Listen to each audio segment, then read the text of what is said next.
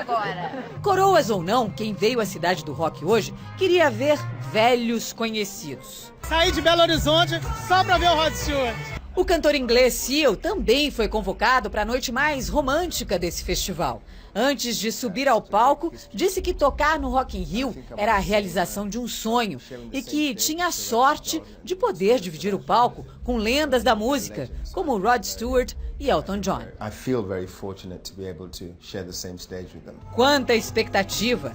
Mas o Rock in Rio 2015 tem muito do Rock in Rio de 1985. No palco Sunset, um reencontro para matar a saudade do primeiro Rock in Rio. Baby do Brasil e Pepeu Gomes juntos de novo. E aqui na plateia, um coro de várias gerações. Eu não conheço eles muito bem, mas eu achei muito legal. No palco, emoção. Pepeu chorou. Domingo virou dia de índio. Todo santo dia era dia de índio. Fantástico, eu assisti 30 anos, tô aqui de novo, foi muito bom. E o público lembrou de Menino do Rio. Menino do Rio.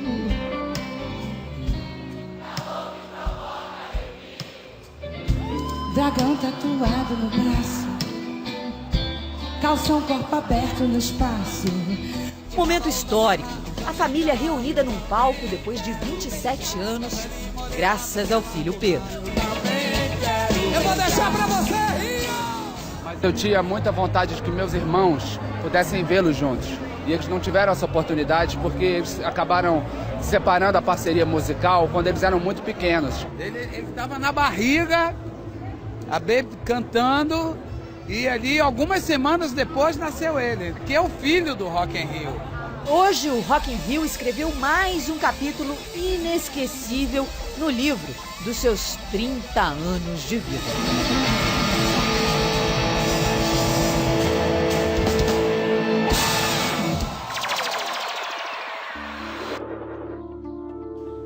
Acredita-se que a explicação seja genética ou então um desequilíbrio hormonal durante a gestação. A verdade é que o tema da nossa reportagem especial de hoje ainda é uma questão muito recente para a ciência. Como lidar com crianças e adolescentes transgêneros? Aqueles que têm a firme convicção de que pertencem ao sexo oposto. E olha, é uma realidade que muita gente desconhece. Eu fui atrás dessas histórias, entrevistei especialistas, ouvi depoimentos emocionados e muito corajosos de pais, mães e dos próprios adolescentes.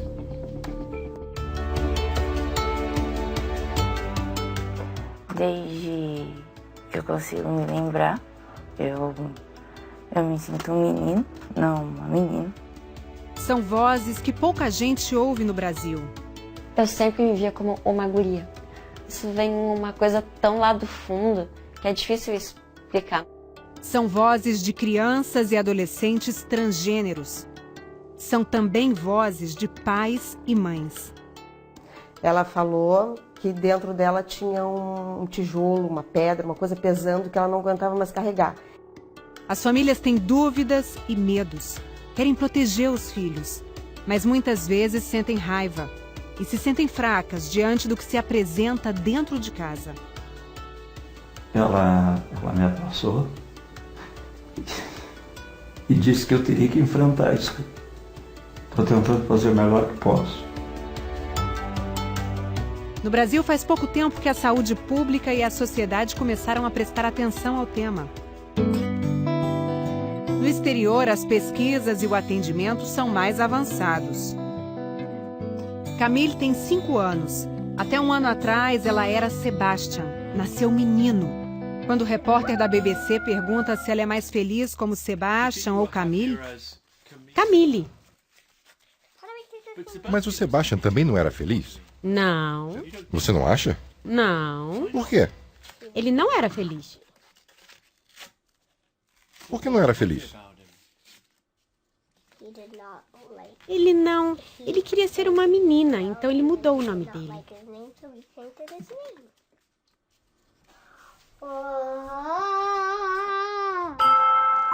Pode ser que Camille seja transgênero.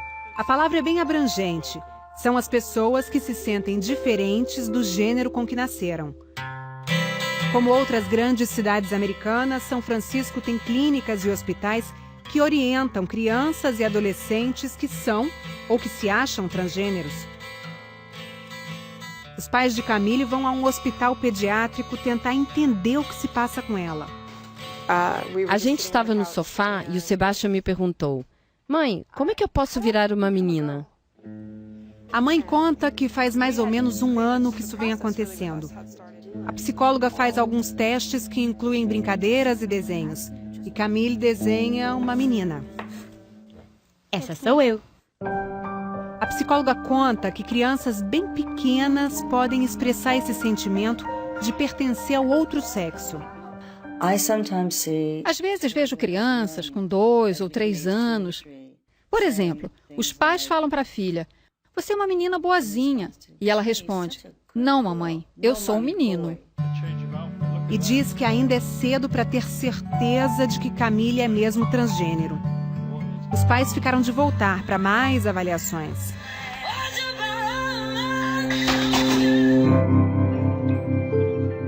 Shane tem 12 anos e está sendo acompanhado por especialistas no mesmo hospital de São Francisco. Nasceu menina, quer virar menino.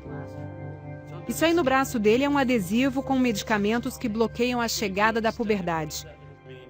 Os medicamentos não deixam as características femininas, no caso de Shane, aparecerem, mas também podem inibir as masculinas quando for o contrário.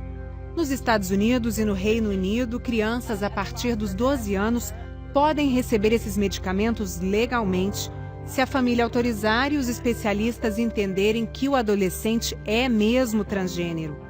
Quando tiver 14 anos, o Shane vai poder tomar hormônio masculino para então começar a desenvolver características masculinas, como ter voz mais grossa, pelos no rosto. Não quero ser menina. Quanto mais se estuda a sexualidade humana, mais se descobre quão variada ela é. As famílias podem sofrer muito até perceberem isso. Os pais da Camille continuam preocupados.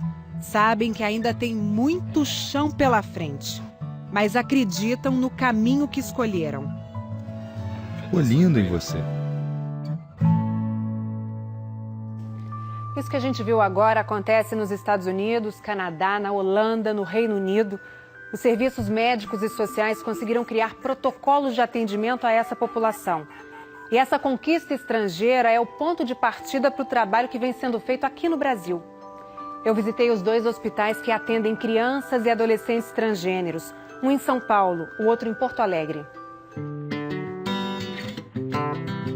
A transexualidade é essa convicção de que eu nasci com o sexo oposto ao que eu penso que eu sou. A psiquiatria chama de transtorno de identidade de gênero ou disforia de gênero, e disforia significa mal-estar. Hoje em dia as neurociências comprovam que existe um cérebro feminino e um cérebro masculino. O que aconteceria na disforia de gênero é que a genitália se forma num período antes, na gestação, e o cérebro vai se formar depois. Aí, o cérebro pode não combinar com a genitália. Mas por quê? Para a ciência biomédica existem 2 teorias básicas ainda não comprovadas. Uma seria genética. Tem algumas famílias que têm mais casos do que a população em geral. A outra, uma alteração hormonal durante a gravidez que pode influenciar o comportamento futuro da criança. Os órgãos sexuais, eles são feitos até o 4º mês de gestação. E a marcação de comportamentos não é no mesmo período. E é por isso que pode acontecer uma dissociação. O diagnóstico não é fácil, nem rápido. As crianças, elas podem até ter essa expressão de gênero mais feminina ou masculina, talvez invertida e tal. Isso não quer dizer necessariamente nada, ou pode ser uma homossexualidade, ou pode ser algo lúdico que vai passar, pode ser até psicose infantil, pode ser muita coisa. E quando é de fato uma questão de identidade de gênero, não passa, né? Ela é persistente. Eu sempre me via como uma guria. Nunca me senti como uma menina, sempre como um menino. Como esses adolescentes e as famílias estão em acompanhamento médico e psicológico, a gente decidiu não identificá-los. No Natal, ela ficava sempre frustrada quando recebia um carrinho, um avião. Ela queria uma boneca. Os pais dessa mocinha de 13 anos, que nasceu menino, não entendiam o que estava acontecendo com ela. Logo que ela começou a andar, a falar, a gente percebeu que ela gostava de coisas de menina. Então a gente começou a não saber lidar com aquele tipo de situação. Botava os sapatos de salto alto da mãe, ela botava os brincos da mãe, e à medida que ela foi crescendo, ela foi, vamos dizer, escondendo essas pequenas diferenças que tinha quando era pequena. Eu pensava que eu não queria decepcionar meus pais, a minha família, os meus amigos, várias pessoas. Aí, quando eu fiz 9 anos, eu decidi contar mesmo. Ela falou que dentro dela tinha um tijolo, uma pedra, uma coisa pesando que ela não aguentava mais carregar. E o que você fez? Coisa que como que mãe faz, né?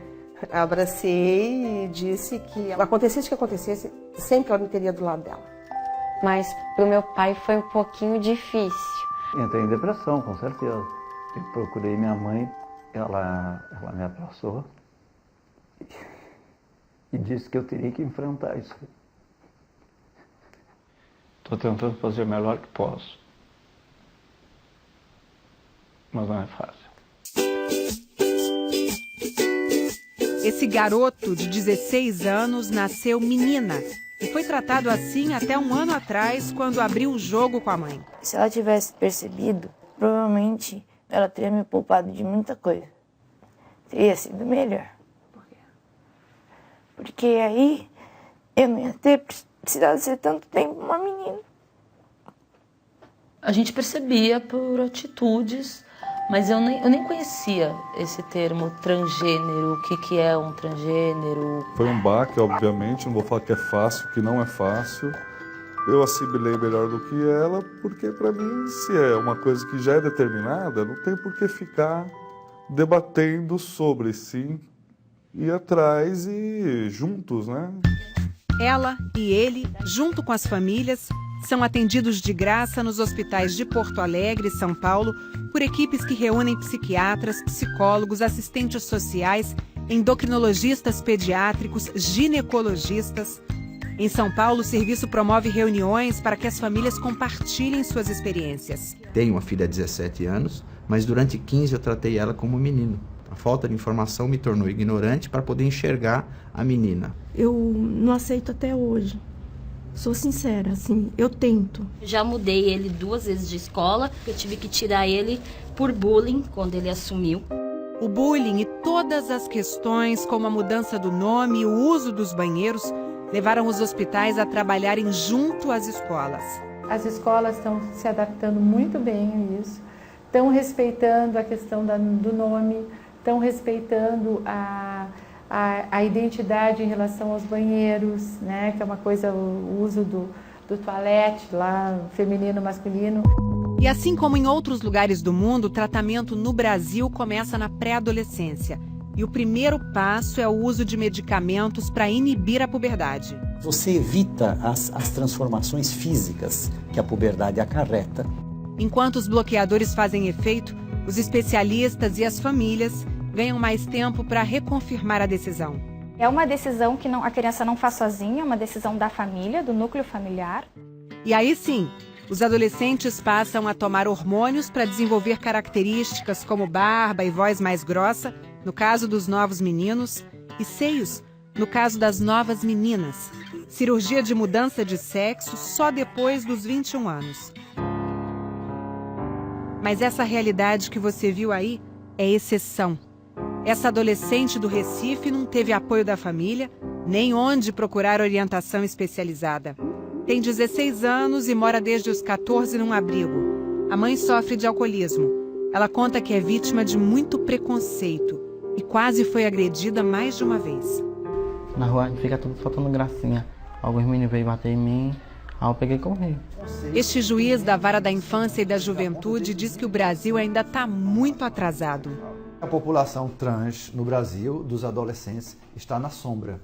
Nós não temos ainda números quantitativos e qualitativos que nos indiquem como trabalhar com esta realidade.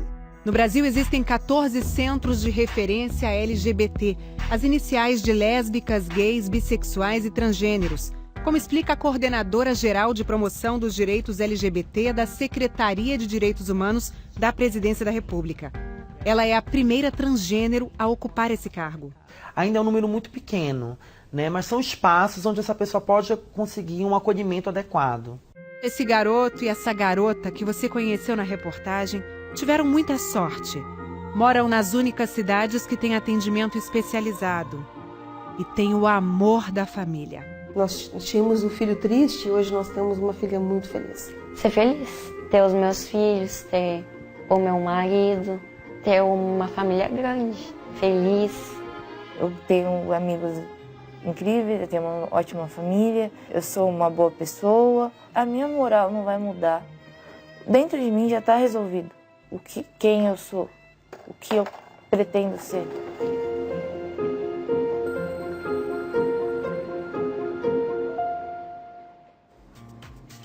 Depois dos comerciais, um esporte que tem tudo a ver com Olimpíadas, tecnologia, Robin Hood e com a atriz